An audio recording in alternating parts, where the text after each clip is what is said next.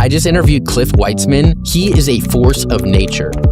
So I'm super dyslexic. First, second, third, fourth grade, no matter how hard I tried, I could not figure out how to read. Cliff built Speechify, a tool that now helps over 53 million people read and learn faster. We've been around for 9 years and we're 52 million users, 53 million. But what most people don't know is he only built this because he was about to fail out of college. But instead of giving up, he built accountability systems so intense that his progress was inevitable. And I even had a consequence for myself where if I didn't do it by this date, I had to run 10 miles the next morning. Then he applied the same intensity to his content. Today we make 8,000 pieces of content a month. He studied viral ads, wore suits in pools, and rewrote his best performing scripts 47 times. After that, he gets a call from Ari Emanuel. He's like, Cliff, meet Snoop. Snoop, meet Cliff. Snoop, you should put your voice on Speechify. It does XYZ. He goes, oh man. So I sat down with Cliff, and in this episode, you'll learn how to create accountability in your life and business to stay consistent, how to study and recreate viral content, and how solving your own problem deeply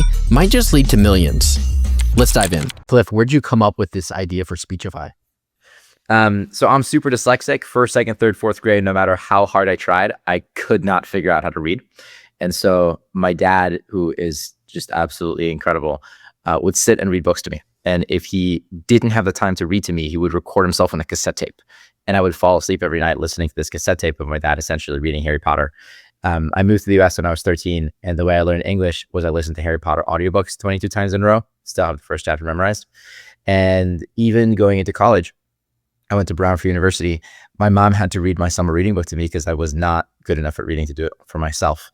And I realized that I would fail out of this very fancy school if I did not have a better solution because my parents were not coming with me to college. And so I ended up building this text-to-speech tool that would read out everything. Initially, it let me take pictures of physical documents. It would OCR them and then text-to-speech them.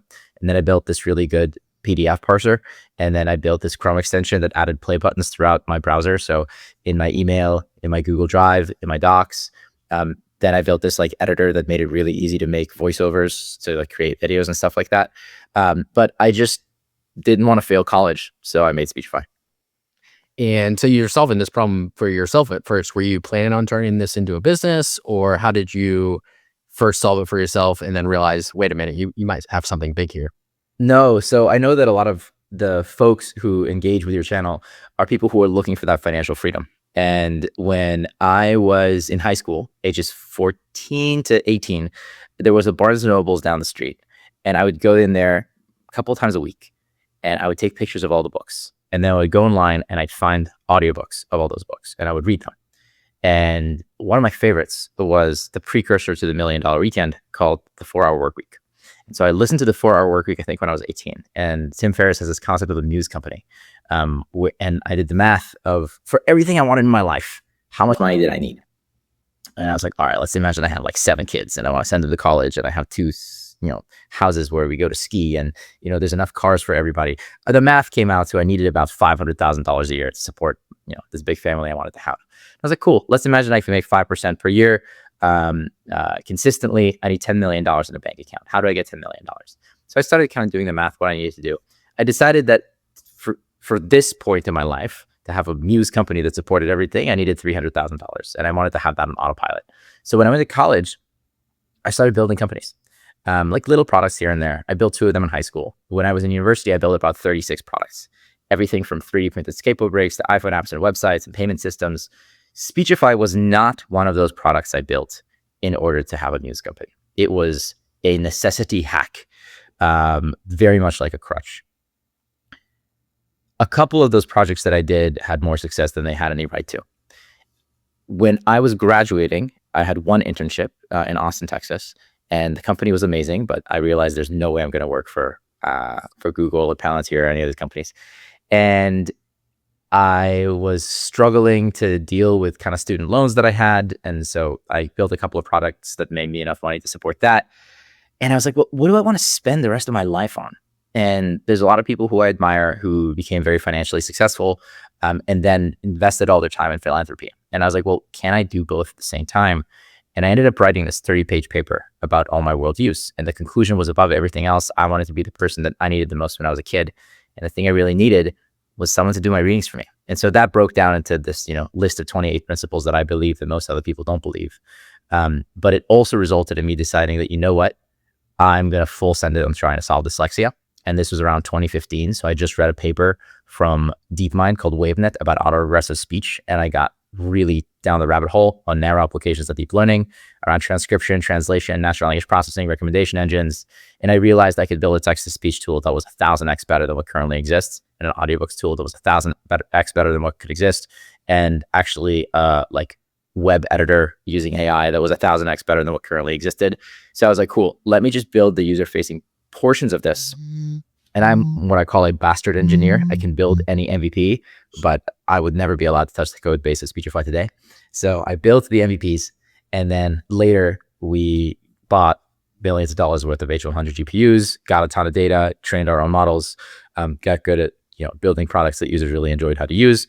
The first kind of inkling I had that this should be something that other people should use, not me, is I won this scholarship for kids with learning differences.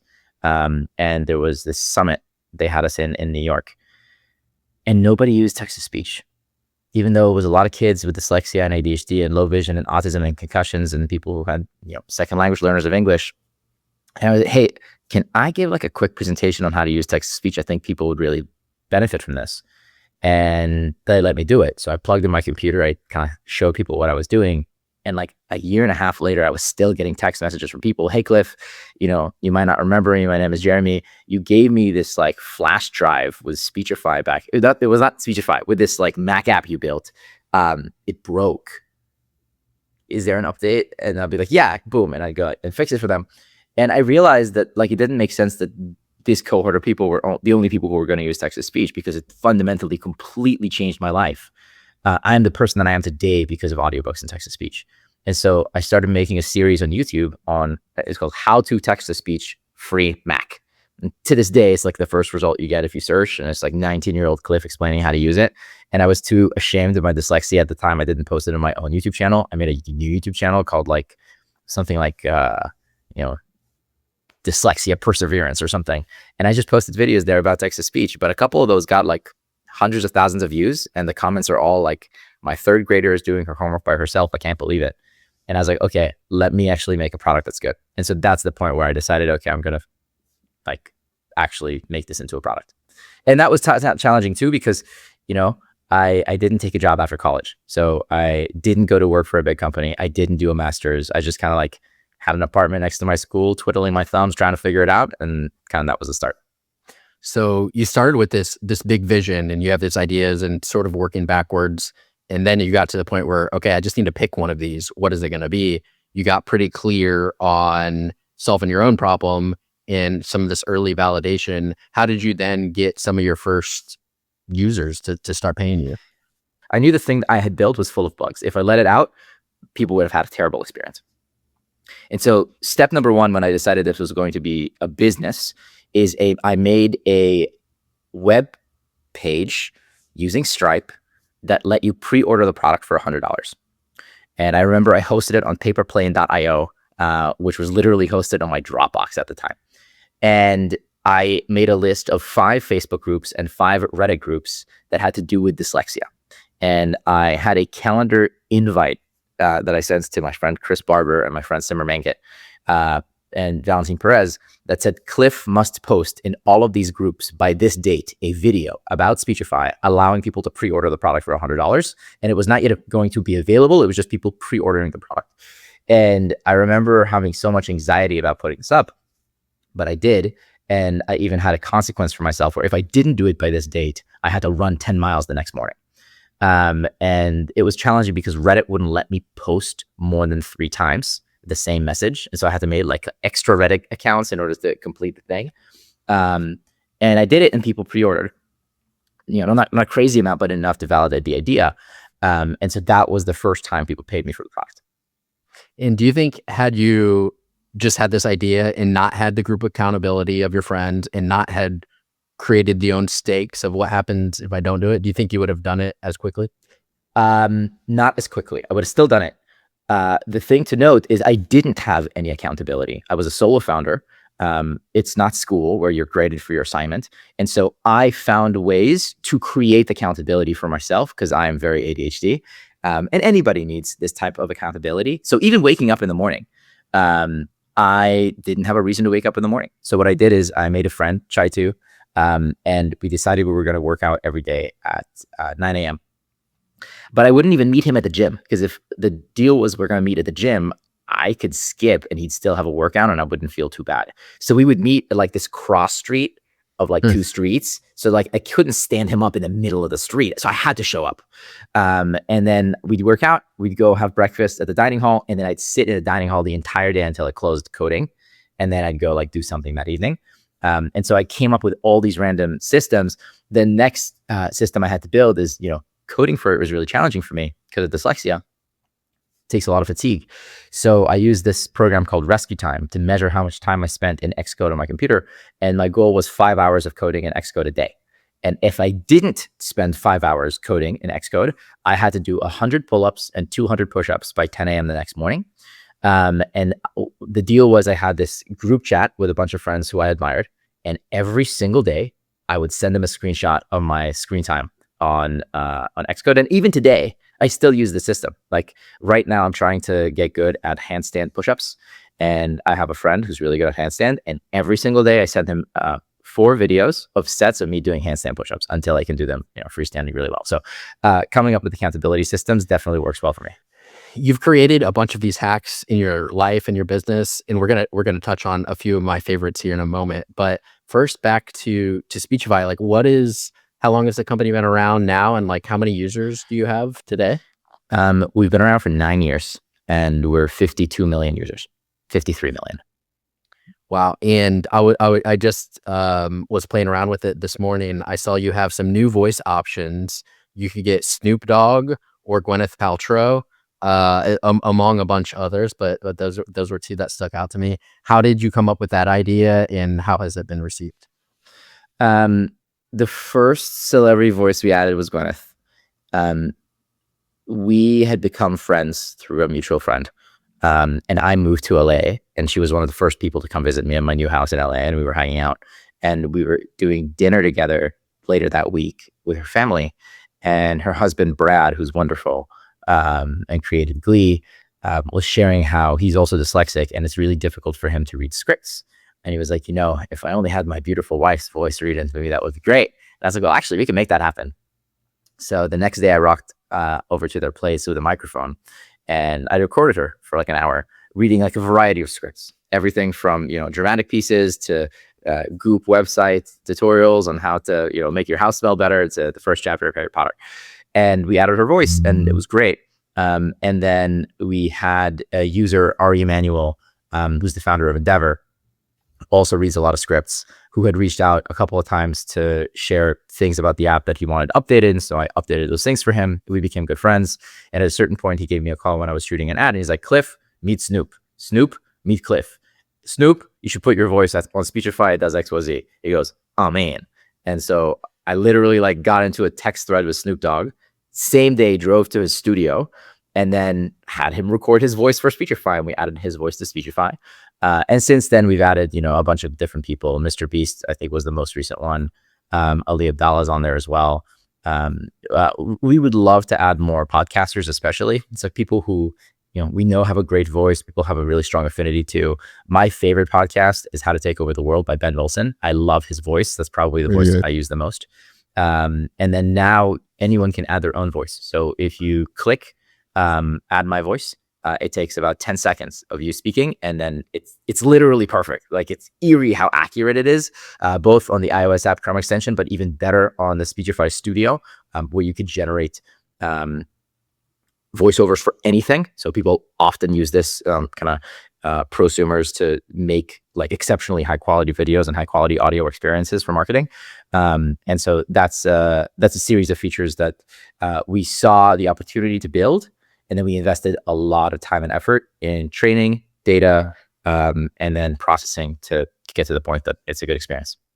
So even for content creators, you're saying, so basically I record these videos, and then afterwards in post, I'll record an intro, usually talking to the camera, but sometimes with enough B-roll, it won't be my video. So you're saying I could just train my voice perhaps and then have Exactly. that So if you go to create the Speechify Studio, either on web or there's an app on the App Store now, Speechify Studio, all you need is like 10 seconds of you speaking, and then any content that you write, you can generate an audio file, and it sounds amazing. You can control the emotion variability, and you can change kind of one word at a time. And it's just very easy to use. So as a content creator or a marketer, you don't need to record your own voiceovers anymore. It just does it for you. Awesome. And back to somebody listening to this is like, oh, Cliff is hanging out with Ari Emanuel, whose character was portrayed by Ari Gold, right? In Entourage, and Snoop and Gwyneth. And like, how does he have this context? Like, I don't have that context. Like, they might not have these connections, but you didn't either at first. No. And one of my favorite stories about you, and something that I've tried to implement in different ways in my own life, is back to your early days at college at Brown. How did you meet so many people, and what specifically did you do at the dining halls? Sure. So, mind you, I learned English when I was 13, and the culture I grew up in is different than the American culture. So it was really difficult for me to make friends. And I would say freshman, sophomore, junior year of high school, I didn't have many friends. And my best friends were my siblings. And the point where I finally kind of found my people in high school is I got really into parkour. So like, and then tricking is like a combination of gymnastics and martial arts. And I had, lifelong friends that I'm still good friends with since. And when I got to university, I realized quickly that the biggest value is not the classes, it's the people. And Brown is 6,000 undergrads, 2,000 grads. And so many people I found were so interesting and interested, very deep. I sleep very little, maybe 5.5 hours, which is bad. I'm trying to fix it. But it's mainly because I'm so excited to wake up in the morning, and just there's so many things to learn. I don't want to go to sleep. And so my favorite way to not go to sleep is to talk to interesting people. So I wanted more people like that. And so what I would do is I would go to the dining hall. There'd be a table with 8 seats. And I'd see ideally one that has 7 people sitting in it, but 1 seat is open. And I'd grab a plate of food and I'd be like, hey, is anybody sitting here? No? Can I grab, sweet. What's your name? Mitchell. I'm Cliff. Nice to meet you. What's your name? And then I'd meet everybody and I'd ask them for their stories. And I'd get to know everybody at the table. And typically, 3-4 people would stick around and we'd have like a deep conversation. And then I'd grab another plate of food. I was bulking at the time, and I'd join another table. And I do the same thing. And then I'd grab a cup of tea and I'd join another table. So I would do 3 tables for dinner every day. And I'd try to do like maybe 2 for lunch. And so I got to know like 60% of my grade in the first 2 months of school. And my friend group in college was incredible because it was all these people who were so smart and interesting and sophisticated and extroverted and just deep.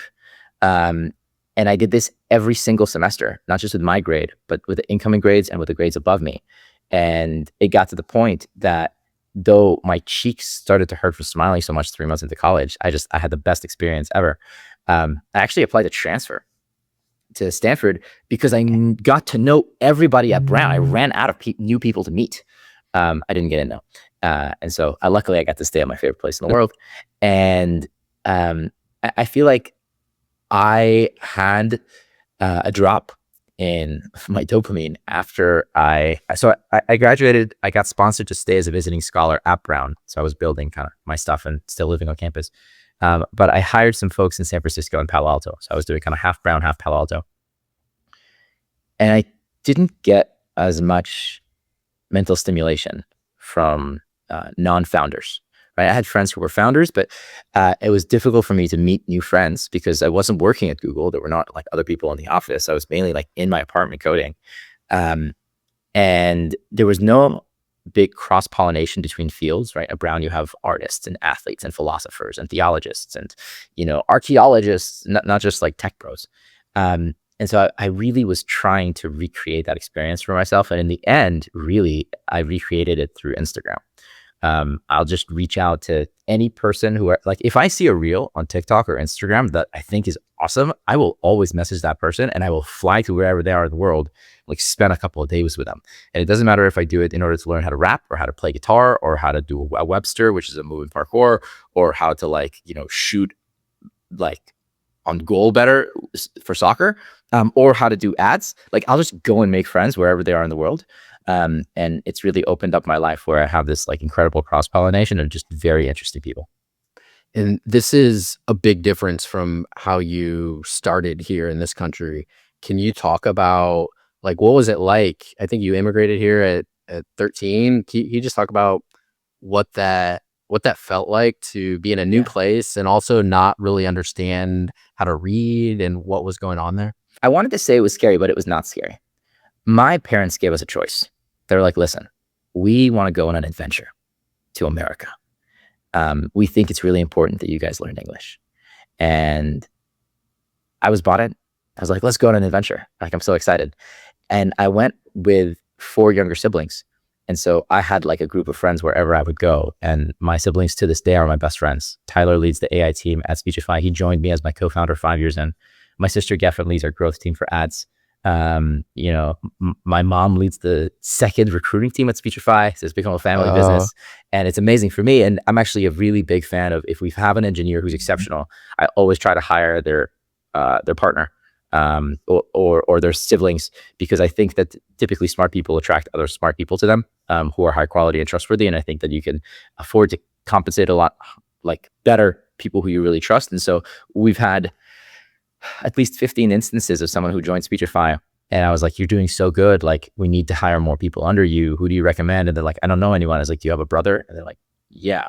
Like, what does your brother do? And like 50% of the time, they're also a software engineer, or they're also into growth. And I was like, all right, can you give me his phone number? And like, I'll call them live, convince them to join Speechify. And like, that person suddenly loves their job more and is able to create a lot more value. But so I had that support system. And to be honest, I just had this huge fire in my belly to level up. And I remember I did a couple of months in 7th grade here, and I did not know what was going on. Like, I could not sit in a normal class because I just didn't understand English. And so I had summer school, and I remember reading the book Holes. And there was another book we read called Monster, and another book called Thug. And the very first book I ever read was a book called On My Honor, where it's 2 kids who go to a river, and one kid doesn't want to go, but they both go, and one of the kids drowns, and the other kid has to go back home and tell the mom what happened to the other kid. And that plot was so kind of soul grasping, I couldn't stop reading, even though I read it probably like 100 words per minute. And I remember finishing that book, and I just broke down in tears, and I was so proud of myself for finishing a book. And that was a really, really big moment for me. And I, at the end of the school year, asked my English as a second language learner teacher to give me books. And she gave me like this paper bag with like 20 books in it. And over that summer, I read all 20 books. And I have like a semi-perfect auditory memory. Like some people have like photographic memory. I have that for audio. And so every book that I've listened to, I can tell you exactly what happened in that book. I can barely tell you the plot of any of these 20 books. Like, it just is so difficult for me, but I grinded through them and I read them, and that helped me a lot. And what I remember feeling is just, I needed help, but I did not feel hopeless. I actually felt greatly supported by my siblings. And I think that many people in that situation would feel the world is kind of like designed against them, and the system is rigged against them. And like, I both couldn't speak English, and I had dyslexia, and I had ADHD. And I moved schools again in the middle in 8th grade. And I had like this really hard ass history teacher called Mr. Bloom. And he made us read a whole chapter a night, which is like, there's never a world where I could do that. He'd like treated us like we were high schoolers.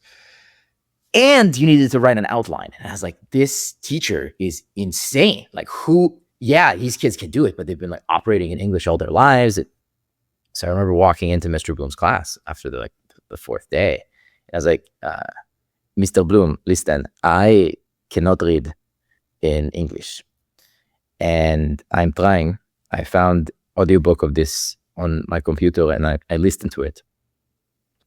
Would it be okay if instead of writing a outline, because mind you, I couldn't even touch type in English. Like, I had no way of writing this outline. Can I come early, like 15 minutes early to class, and give you a verbal summary of what I hear in the book? And he agreed. And bless his soul, like Mr. Bloom let me waste 15 minutes of his time every single day, giving him a verbal summary of the chapter. And I remember I had like C's and D's in the beginning. And by the end of the semester, I did okay. And I had a very similar experience with my English teacher in high school, Mr. Blaber, also just incredible. And he helped me become a good writer. And I had a teacher's assistant in academic workshop called Mark Reisler, who was a teacher. And I couldn't spell. Like, how you had the squiggly red line? I'd click on it, and it'd be like 4 options of how to spell the word. I didn't know which word to pick. And so he'd tell me that one, and I click it. And he said that one, and I click it. And I'd apply to like honors and AP classes, and sometimes I wouldn't get in because of my spelling. Like, I really wanted to do AP US history, and I love US history. We needed to write an essay, and my essay was full of spelling mistakes, and it had good ideas. The spelling was terrible, so I didn't get in. So Mark Reisler, who used to teach history, we made an agreement that instead of going to like hang out with my friends at lunch, he would tell me the story of US history.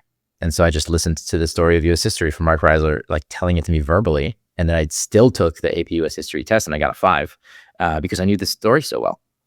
And so I think that I got really blessed by, 1, viewing the experience very optimistically, 2, having people that when I asked for help were willing to help me.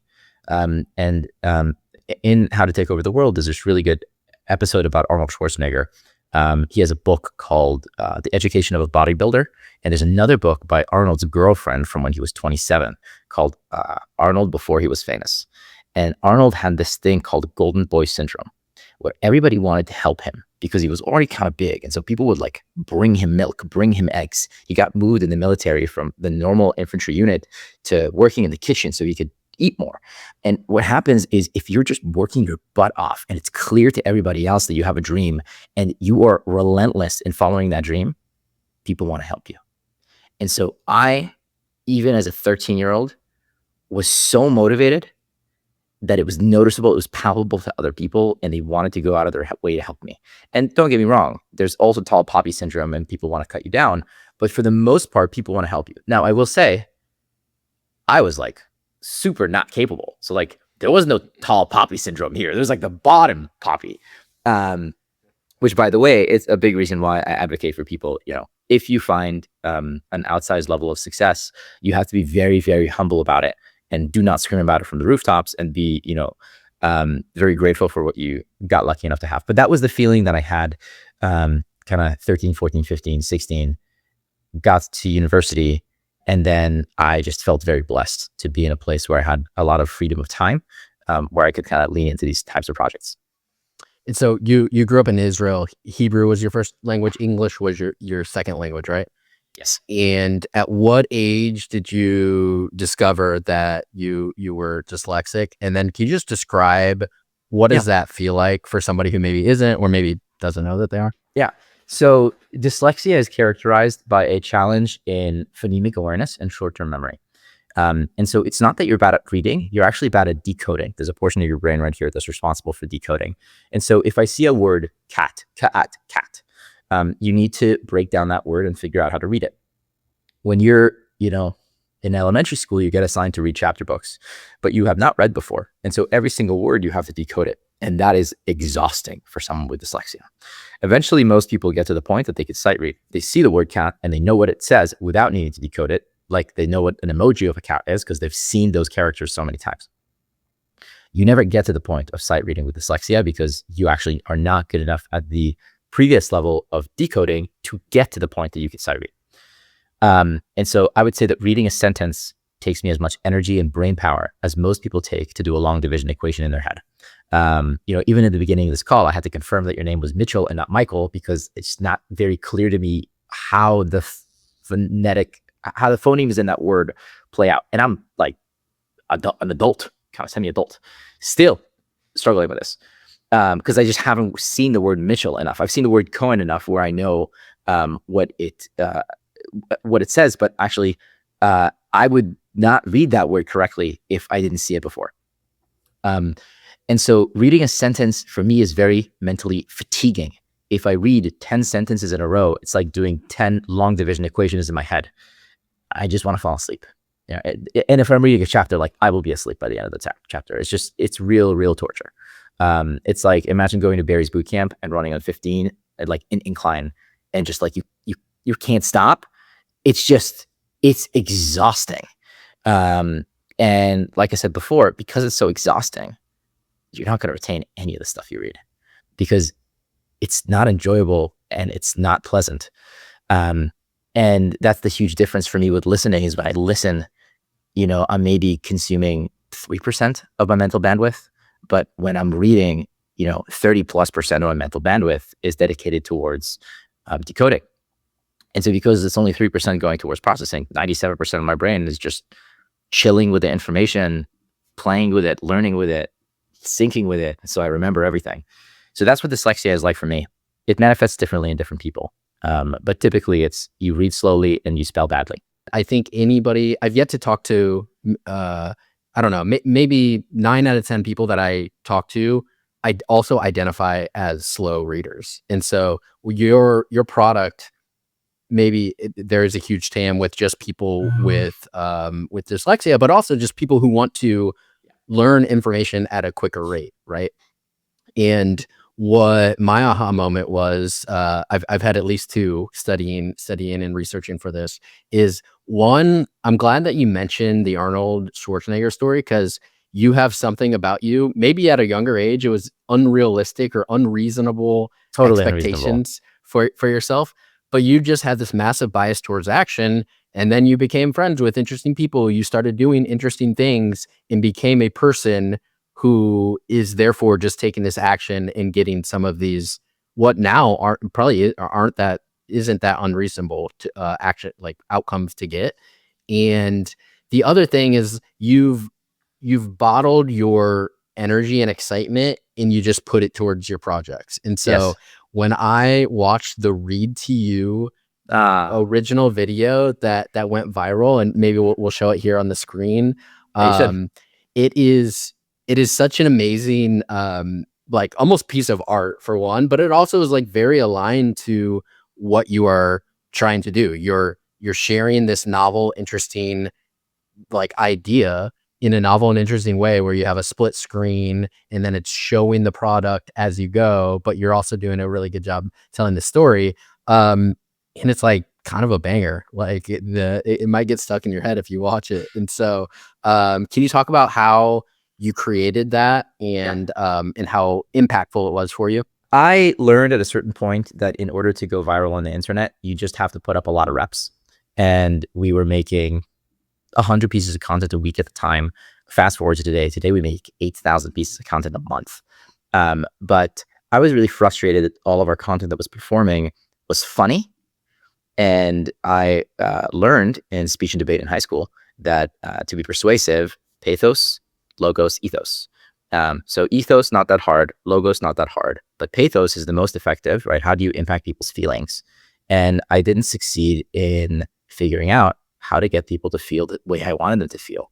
And how do I be vulnerable? And I ended up writing this kind of 500-word piece about my experience with dyslexia, and that had gone viral on Facebook in the past. And I really like philosophy, and my view is that the modern day philosophers are musicians. So more people are impacted by the philosophy of Drake and Kanye and Russ than are by the philosophy of any modern day philosopher, because people just listen to their thoughts. And I was like, okay, how do I put this into a song? And so I wrote a song about my experience with dyslexia. And in the same classic example that we talked about before, I started DMing people who I thought were good at music. And there was one guy whose flow I really admired. His name's Connor Price. And he happened to live in Vegas at the time. And he wasn't that big. He had like 50,000 followers. And so I just DM'd him and I was like, hey, listen, you have a flow that to me is similar to a mix of Logic, Lin-Manuel Miranda, and John Bellion and a couple of other people who I really admire. I would love to study under you. How much would you charge per hour to coach me on flow? And he was like, oh, bro, I saw what you do with Speechify. Don't worry about it. Happy to kind of coach you for free. And I was like, sweet. And so we did like 4 Zoom calls in a week. And he taught me a lot of things on how to modulate my voice to flow in the way that I wanted to. And at the end, he was like, listen, this dyslexia song is really cool. If you want to record it, I have a studio. You can come by and we'll record it together. And I was like, I would love to do that. So I flew to his house. We recorded, that's his microphone. And we recorded the song. And then I listened to it like 100 times in a row, and I was like, I could do it better. So I flew back, re-recorded it, and then I had like a version that I liked. And then I hired like 5 different graphic designers who were good at animation to make the video that you're seeing now. And this is maybe version 5. Actually, that's wrong. This is the style number 5, version number 20. And I think that the thing about this is kind of relatively unique. And there's 2.2 million views here, but on Instagram and other places, there's tens of millions more. Typically, for content, we throw a lot of stuff at the wall and we see what sticks. This is a unique project where I had really high conviction that it could work. And mind you, most likely it would not have worked. And I say that this is version 5 and then 20 of that 5. So that means I tried 100 times. The other 99 versions didn't work. It's just I was willing to do all those iterations. And I know that you have the pool ad pulled up on another tab. Man, that was like edit number 47. Like I edited this so many times, especially the intro, and especially the conclusion and like the different sets. And there's a lot of clips that don't even appear in this video. And so just those iterations. But if you want, you could play the first 10 seconds of the rap song, and I can talk about how why that came about. I never understood as a kid where the words in the book kept flipping and jumbling. While every other kid was in class just running through pages, I'm tripping and stumbling. First lines of that song is, I never understood as a kid where the words in the book kept flipping and jumbling. While every other kid's in class just running through pages, I'm tripping and stumbling. How come every time while I'm trying to figure out a sentence, it feels like a math equation? At least with that, I got a calculator. Teachers tell me hurry up because the class is waiting. Dang. And so I just was trying to capture what it felt like to be a kid with dyslexia. And when there's a reading circle, you go hide in the bathroom because you can't, like there's nothing you can do. And so I think a lot of people resonated with that. And if you are trying to get people to fall in love with your product and with your vision, I don't even want to call it a brand in this case. Thinking through, okay, I'm engaging them with funny, I'm engaging them with logos, I'm engaging them with ethos. How do I also engage them with pathos? And I learned this from actually doing a lot of public speaking. I used to tell a story about a time where I was vulnerable, and then I would just kind of plow through it. I didn't want to sit in the muck of it, and then people wouldn't resonate. And I, will use a little tripod and film myself when I give talks. And I realized that I was skirting through it real fast. So the next time I gave a public speech and I shared a very vulnerable story, I just let it breathe. And I sat there for 10 seconds and people would start crying. And I realized that allowing for the space is really important. And so I kind of really strongly advocate, if you're thinking about how to market your product, think about pathos and how do you allow people, give them the permission to empathize with you. And so whether it be through writing or through singing or through just giving them the breath, I think that has a huge impact. Can you just unpack that a little bit more, like the difference between pathos, ethos? Yes, of course. So these are words in Greek. Logos, logic; ethos, credibility; pathos is feeling. And so if you want to be persuasive, you want to hit people on all 3 counts. You want to make them feel, you want to make them understand, and you want to make them believe that you are a credible source. I would add a 4th one, which is funny.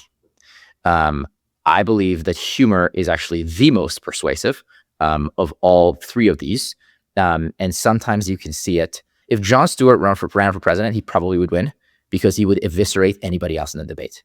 Imagine a debate and, someone makes a claim and then Jon Stewart just makes fun of it, but in a way where he just takes the mickey out of it. He's satirical. Nothing works like humor. Humor is the absolute best. And so that ad of me in the pool with the red headphones, I wanted to have a hook that was a thumb stopper. And I was like, all right, I know that I need to visually engage people. So I'm going to have the red headphones. I'm going to wear a suit because I learned from Mr. Beast that if you wear a suit, it converts better. So you'll see me wear a suit in a lot of our content. And then I'm going to make the suit wet. So I'm going to go in a pool. But I wanted a character that was just like crazy and weird and satirical. And so his name is Cruz Silver, is the character I play in these ads. And he's modeled after Ron Swanson from Parks and Rec. And I just wanted a guy who thinks he knows everything, but actually is a little bit of an idiot. As a perfect kind of user of the product, and he's just selling you the product like it's God's gift to humanity. But like you kind of like him because like you can see the flaws of the character at the same time. And so it also, and like legitimately the way that I wrote that ad is I took Google Sheets, and that's also how I wrote that song.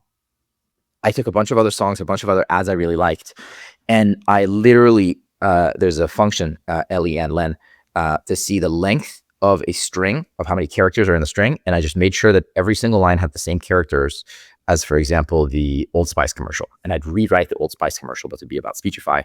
And then I'd add my own jokes and whatever, and then I'd shoot it. And so I think that you can structurally back into things that work. There's also like slogans that I really admire. For example, Yes Theory has a slogan, Seek Discomfort, that I think is absolutely amazing, or the Nike Just Do It. I haven't figured out what that is for Speechify. I think what it is good listener, but I haven't absolutely nailed it.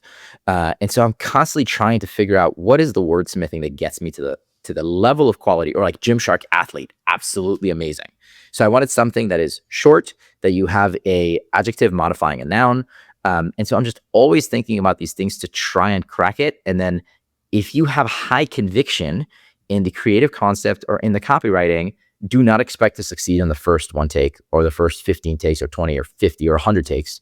Expect 300 pieces of content to be needed for it to go about the noise. And then if you get it, amazing. Any top contenders so far for your working phrase or mantra? The working phrase right now is good listener. I like good listener because it's empathetic, right? It tells you about the person, but it also, Speechify, you listen. What does it mean to be a good listener for me? From a practical perspective, you can listen at 2x speed. You can recall what you listened to years later, and you can do other things at the same time. So you can drive, you can cook, you can work out. And typically it takes about 15 audiobooks for someone to listen, practice listening before they become a good listener. And in the education system today, the concept of a good listener does not exist.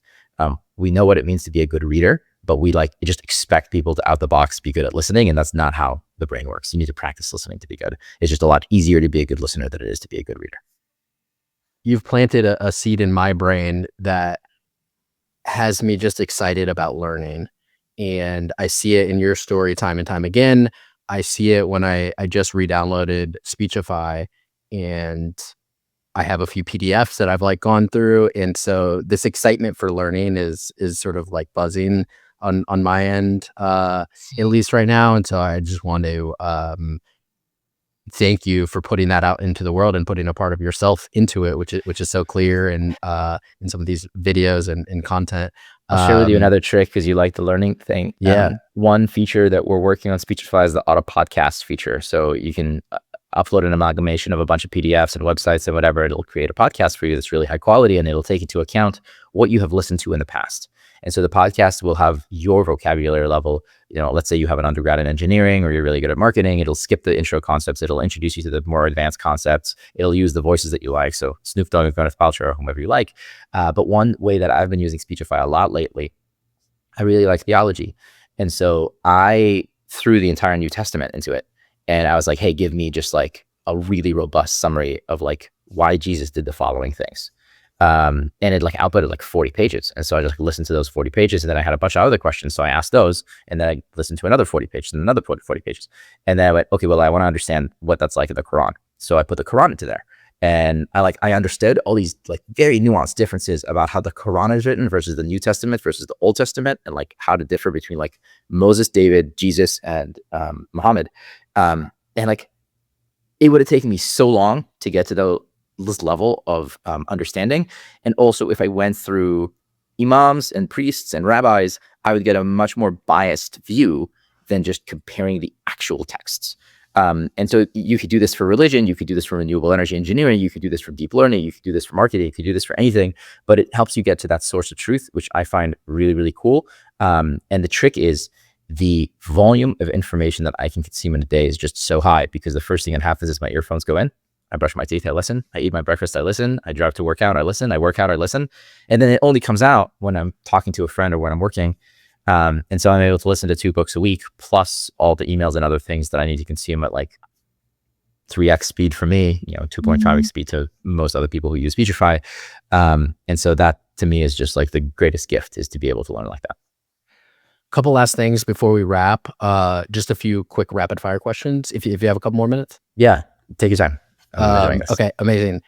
How many audiobooks a year do you listen to? Typically I listen to about 2 books a week. But let's imagine some weeks I miss. So roughly 100 books a year. And so someone listen 2 books a week, that's like, whoa, that's crazy. How do you have the time? But something magical happens when you start to increase the speed at which you hear. Can you just talk about like somebody who maybe is used to 1x world, how how quickly you can consume and remember and regurgitate. So if you're listening to this podcast right now on Spotify, go ahead and change the speed to 1.5x speed or 2x speed. If you're watching it on YouTube, change it to 2x speed. And if 2x speed is comfortable, download Video Speed Controller, the Chrome extension, and iterate up to like 2.7, 3.2. So I listen to YouTube by default at 3x speed. I listen to all my audiobooks typically at like 2.75, 3x speed. If I'm listening to Speechify on my computer, I typically will listen at like 750 words per minute, which is closer to 4x speed because I can see the words as I listen at the same time. Imagine you watched your favorite TV show, but you didn't watch it at 1x. You watched it at 0.5x. So frankly, my dear, I don't give a damn. Like, you'd want to jump out the window. It would be the worst experience ever. You'd never watch that show again. And that is exactly the experience most people have when they're consuming a book. And to be honest, some people, how they consume podcasts too. And so if you have ADHD, especially, and like if you don't have ADHD and you use TikTok, surprise, you're going to soon have ADHD. People with ADHD aren't stupid. Like, they're very smart. But the speed at which their brain is going is a lot faster than the speed at which a human can read. And so what you want is to match the speed at which the information intake is with their brain speed, maybe even make it a little bit faster so it's a challenge to the brain. Suddenly they're locked in, they're really interested, they're really engaged, and they can spend the entire day consuming information. And so that's the hack. Now, you need to practice that. It doesn't come out of the box. Like, typically it takes like a long time, not a long time to practice. It's typically about 15 books of practice until you can listen at 2x speed consistently. You can recall, you can do other things at the same time. And it's like the best gift that you can give for yourself. I don't care if you use Speechify or whatever other tool to listen fast. Just learn how to listen fast. It is the, like, man, I'm in LA right now. And, imagine if I didn't need to use a car to get places. I could just run really fast. And like, I wanted to go to Air One, I would run there. I wanted to like go to the gym, I would run there. I want to go on a date, I would like run to the girl's place, pick up the girl, run to wherever. Like, that's what it feels like to be able to listen really fast. It's just all information is accessible to you like that. And then you understand the world really well. And I would never wish upon my worst enemy to consume information at 1x speed. It's terrible. Yeah. And similar experience for me. It's just like, if you are used to 1x speed and you're trying to increase it, try 2x. That's going to be too much. And then go down to 1.5 and then increase it. And then like quickly you're like, oh, wait a minute. 2x was really a lot. But you quickly will have that aha moment. And so it's cool that you've built that feature into the app where it gradually increases over time. Yeah, that's right. Automatic speed ramping is in the app. That's right. And you can listen at like 5x speed if you wanted to.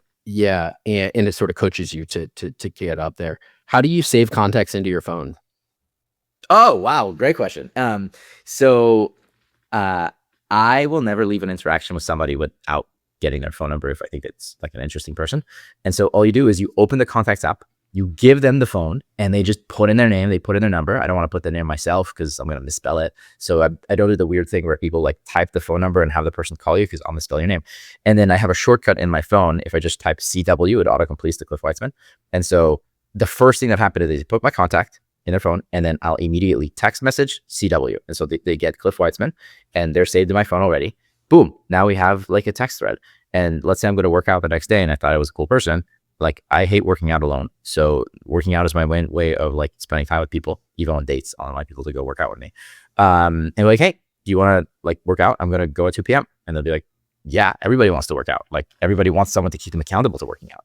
And if they didn't come today, they'd probably come next week.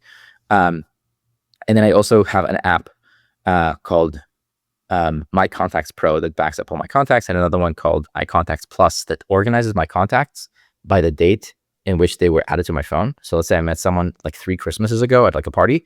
I'll just go to that Christmas and I'll be like, all right, here's the 12 people that I met at that party. Here's this specific person. And I add the note, oh, like we danced to Gangnam Style. So I'd write Gangnam Style with yellow hat.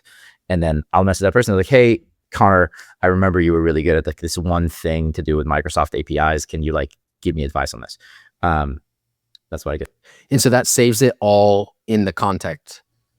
Yeah. Just Okay. name, last name, and then where there's company, I just put notes. And then the metadata for contacts on Apple like includes the date at which there was entered. It's just not accessible on contacts. Right. So I use iContacts Pro to organize by the date. And then I make sure to back them up. I love that. Who's the happiest person you know? Let me think about it because it's been a little bit of time since I answered this question. For the longest period of time, it was me. The challenge is you can't identify other people's happiness.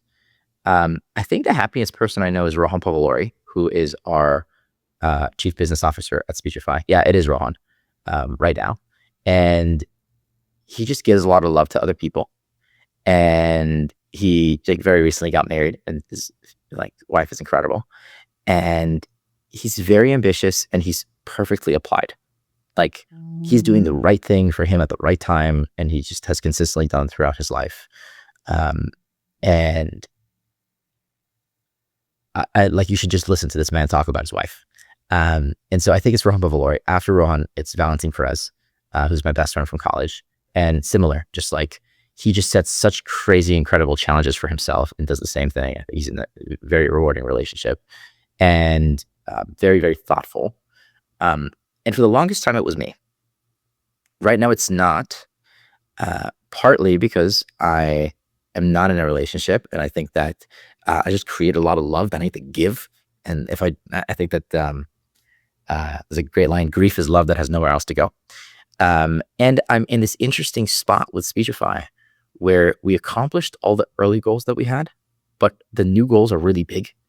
And so I think you said something really interesting earlier, which was, it sounds like, Cliff, you had all these like audacious goals that sounded irrational when you were a kid. And like, you know, now they're maybe earned.